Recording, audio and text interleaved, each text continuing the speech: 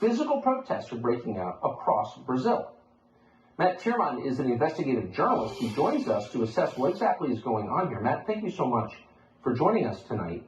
So the Biden administration is admitting they had the CIA director try to bully the president of a sovereign country on the question of his own elections? How can that happen? Well, they don't even think it's a big deal. It's par for the course. In fact, Bernie Sanders was talking about it on Pod Save America, the lefty podcast of former Obama administration alum.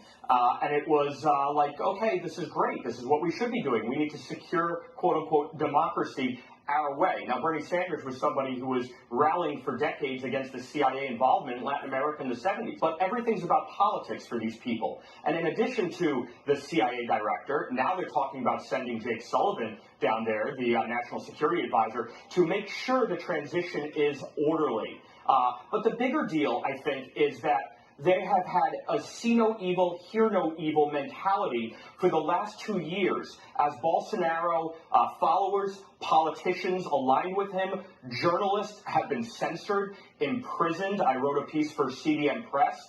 And I listed some of these incarcerated journalists. Even a sitting politician, a sitting congressman, was placed under house arrest. And it's continuing right now. Carla Zambelli, an outspoken member of the lower house, the Chamber of Deputies, has been totally purged from social media by diktat of one man, the head of the Brazilian Supreme Court, who also oversees a subsidiary court, the Brazilian Electoral Court. There's no due process here. It is purely by diktat.